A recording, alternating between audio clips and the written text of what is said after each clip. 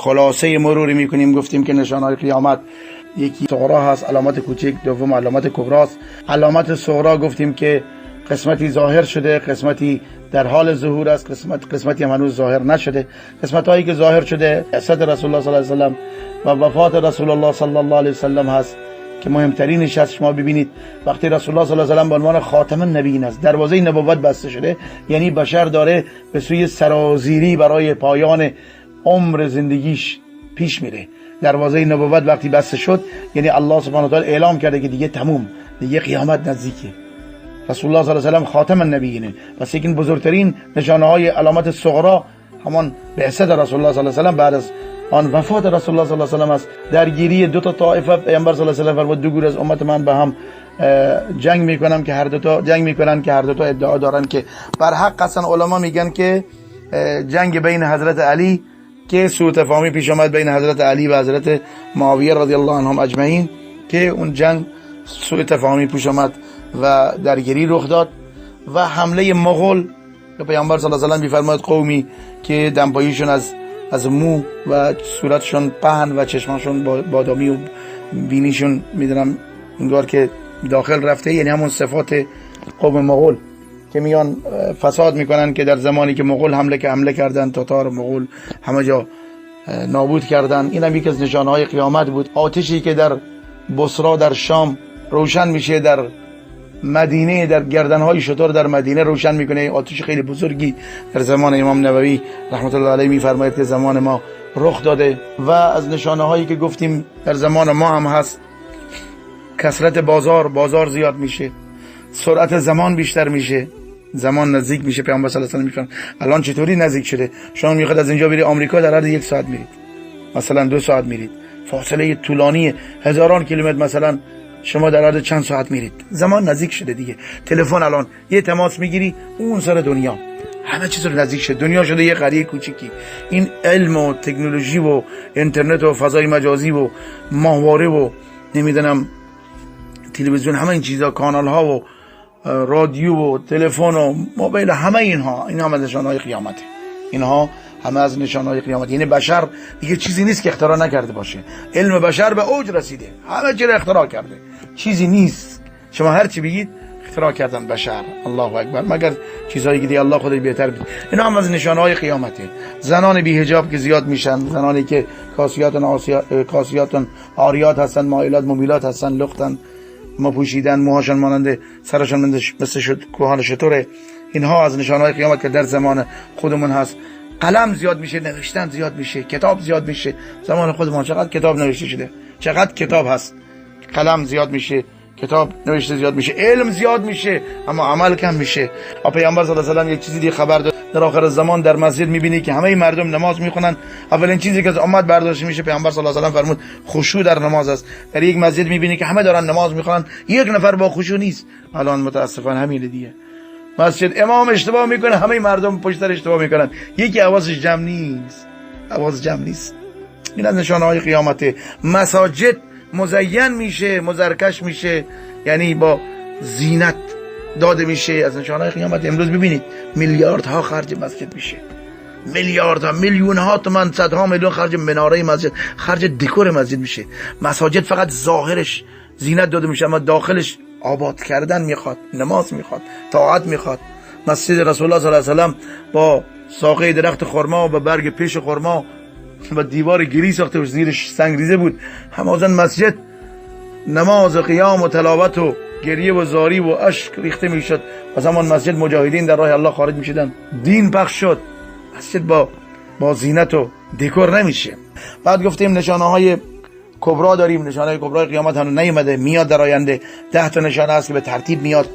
دجال میاد، بعدش یاجوج ماجوج است و بعدش دابه است و دخان است و دود است و نمیدونم طلوع خورشید از مغرب هست و 3 تا خسف که من اولش اشاره کردم آخرش نگفتم. 3 تا خسف، خسفی در مشرق زمین، در مغرب زمین، خسفی در جزیره عربی هست. 3 تا جا در زمین فرو میرن. الله اعلم چه کسانی باشن و شانسی که نصیبی که بشه. 3 جا، شرق، غرب و جزیره العرب، تو زمین فرو میرن. این از نشانهای کبرا بود.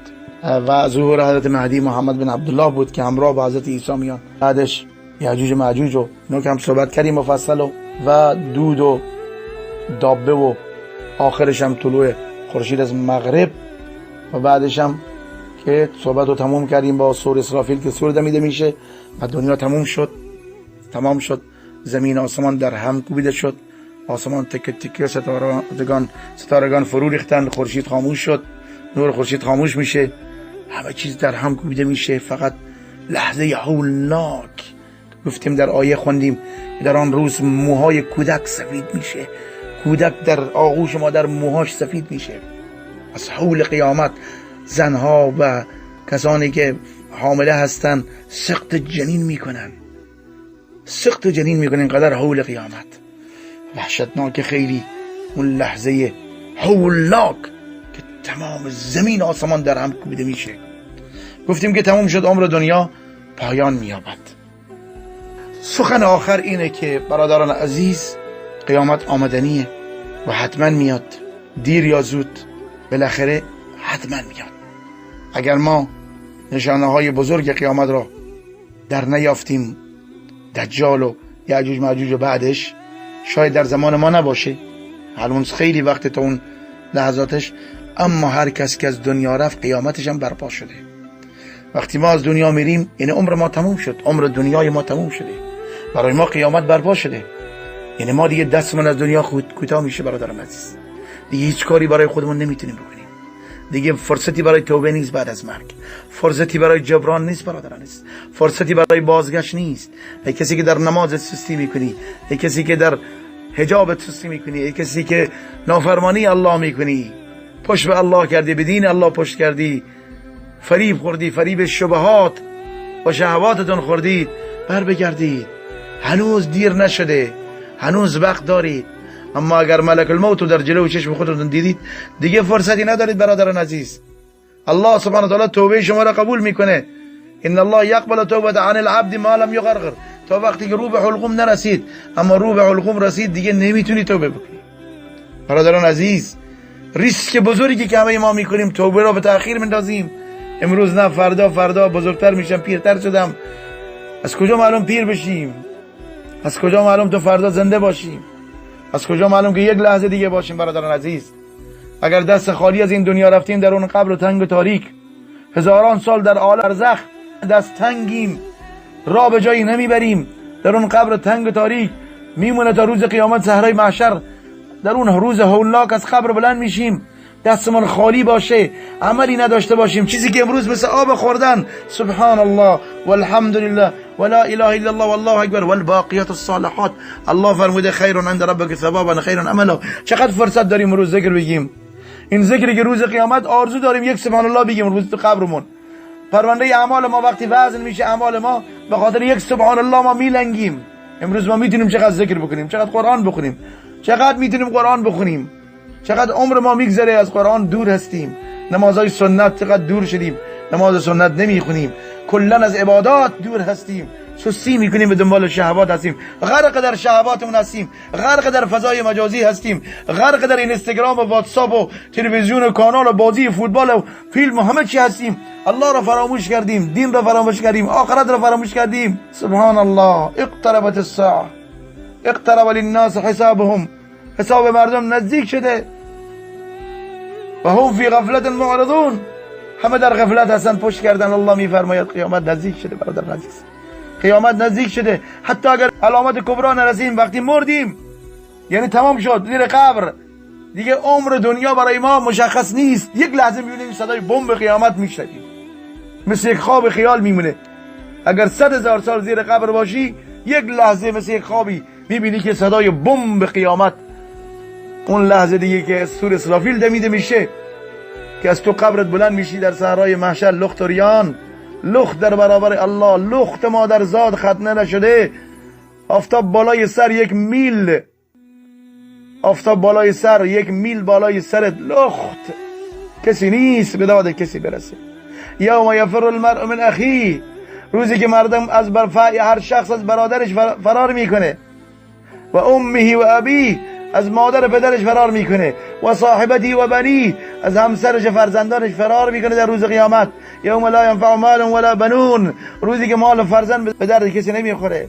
مال و فرزند فایده ای نداره الا من اتى الله به قلب سلیم، مگر کسی که با قلب سالم، قلبی از پر از ایمان و توحید اومده. مال و فرزند اونجا به دادت نمیرسه. اونجا فرزند به داد تو نمیرسه، زن به داد تو نمیرسه، شوهر به داد تو نمیرسه، برادر، دوست، اینایی که دوست تو هستن امروز تو را با خودشون میبرن به بار دیسکو، میبرن به سفرهای آنچنانی، تو را در عروسی ها وادار میکنن که عروسی منکر بیاری، تو را در قهوه خانه ها به تو قلیون تعارف میکنن، به تو سیگار تعارف میکنن، مواد مخدر تعارف میکنن، تو را وادار میکنن. دوستانی که دشمنان تو هستن به ظاهر دوست، امروز تو را وادار به منکر میکنن، تو را از دین جدا میکنن، تو را گمراه کردن که از دین الله فاصله بگیری، نماز نخونی، شبهاتی در کله سر تو انداختن که تو به خدا و رسول هم ایمان نداری. این دوستان فردا روز قیامت از اونها فراری و از اونها اظهار براءت میکنی، اونها رو لعنت میکنی. الاخلاء یومئذ بعضهم لبعض عدو، این همه دوستی ها و دشمنی تبدیل میشه. الا المتقین، الا المتقین. یوم یعض الظالم علی یدیه، روزی که انسانی که به خودش ظلم کرده دو دستش گاز میزنه. یا لیتن اتخذت مع الرسول سبیلا، کاش که من پیرو پیامبر صلی الله علیه و سلم بودم. یا ویلتا، وای بر من، لم اتخذ، یا لیتنی لم اتخذ فلانا خلیلا، کاش که فلانی را دوست خودم نمیگرفتم. لقد اضلنی عن الذکر بعد از جانی، منی که مسلمان بودم نماز میخونم، این دوست مرا گمراه کرده، این دوست مرا گمراه کرده. من نمازم ترک کردم، من به دین و ایمان به خدا و رسول پشت کردم، کمونیست شدم، ملحد شدم، دین ستیز شدم، رفتم به دنبال افکار کمونیستی، فروید و فلان و نمیدونم فلان، فریب این دوستانم خوردم. عزیزان من، فریب نخورید، فریب کسی نخورید، فریب شبهات و شهوات نخورید. حرف آخر من اینه، اگر قیامتی ما هم با چشم خودمون نبینیم، وقتی که مرگ ما فرا رسید، من مات فقط قامت قیامته، ولی ما میگن کسی که فوت کرده قیامتی برپا شده، تموم. قیامت تو از همونجا شروع میشه. القبر اول منازل الاخره، اولین منزل آخرت قبر برادر عزیز. این خانه قبرت آباد بکن، با غفلت و ندانم کاری خانه قبر خودت تنگ تاریک نکن. القبر اما روضة من ریاض الجنه او حفرة من حفر النیران، قبر یا باغ بهشت یا گودال جهنم، نعوذ بالله. سومی نداره برادر عزیز، قبرت یا باغ بهشت یا گودال جهنم. مرگ میاد، مرگ ناگهانی میاد، الموت یاتی بغتة، ناگهانی میاد. والقبر صندوق العمل، صندوق عمل تو قبر توست. غافل نشو برادر عزیز. خواهر عزیزم، در این اینستاگرام داری عکسای خودت میذاری، جسم خودت به نمایش بگذاری. خواهر عزیزم که حجاب کنار گذاشتی، مانتو تنگ و تاریک، موهاتو بیرون ریختی، ساپورت کوتاه پوشیدی، آرایش کردی، موهاتو جلو پیشانیت ریختی، داری در جلو همه نامحرم داری پوز میدی، عکس خودت پخش میکنی در اینستاگرام، عکس عروسیت میگذاری. از الله بترسید. مرگ میاد، مرگ میاد، مرگ ناگهانی میاد. اینقدر مرگ های ناگهانی زیاد شده، روزانه خبر میاد فلانی رفت، فلانی رفت، فلانی رفت. یه روزی هم میگن تو، یه روزی میگن من. ولی میریم بدون خبر، بازگشتی در کار نیست. جوان عزیزی که پیرو مدهای غربی شدی، لباس تنگ و تاریک، هم غمت فقط شهواتت شده، فقط مشغول خوشگذرانی هستی، فقط میخوای در این دنیا خوش باشی، اما خوشی به هر قیمتی، به قیمت پشت کردن به الله، به دینش، به نماز، به واجبات، به فرایضی که برگردن از هدف فراموش کردید. هدفی که الله شما را خلقت کرده فراموش کردی. بابا خوش باش، بازی بکن، فوتبالت بازی بکن، ورزش بکن، لذت ببر، سفر برو، لباس زیبا بپوش، حرفی نیست. اما دین فراموش نکن، نمازت فراموش نکن، الله و رسول فراموش نکن، همه اینا در کنارش الله و رسول فراموش نکن. کسی نگفته تو خوش نباش، دین اسلام نیومده که تو از خوشی من بکنه، اما همه خوشیاتون در دنیا قرار ندید. خوشیات همه تو دنیا نکنی، در آخرت هم هست. خوشی آخرت ابدیه. دنیا قطره است، آخرت دریاست، دریاست. به خاطر قطره دریا را از دست ندید برادر عزیز، خواهر عزیز. به خاطر قطره دنیا، خواهشات دنیا، شهوات دنیا، آخرت و بهشت ابدی و برین و جاودانی را از دست ندید. دنیا یک قطره است. وقتی فوت کردی میگن که چقدر موندی، میگی من یک روز موندم، یومن او بعد یوم. روز قیامت الله ازت میپرسه چقدر دنیا بندی؟ میگه یک روز، نیم روز. 50-100 سال تو در آخرت میشه 2.5 دقیقه، بیشتر نیست. آخرتی که روزش 50,000 ساله، شما 100 سال دنیا میشه 2.5 دقیقه. ارزش داره 2.5 دقیقه همه در شهوات خوشی غرق باشی و آخرت از دست بدی، اونم بهشت ابدی جاودانی میلیارد تریلیاردها سال از دست بدی. آیا انسان عاقل چنین کاری میکنه؟ بر بگردیم برادران عزیز، خواهران عزیز، توبه بکنیم به سوی الله. الله از توبه ما خوشحال میشه، خیلی خوشحال میشه. اللهی که نیازی به ما نداره، نیازی به اعمال. والله اگه ما بریم همه تو جهنم، از الله چی کم میشه؟ ما همه بریم تو بهشت، چی گیر الله میاد؟ چی چیز بر عظمت الله اضافه میشه؟ هیچی. یرید الله لیتوب علیکم. الله میخواد که بر شما توبه بکنه، توبتون قبول بکنه.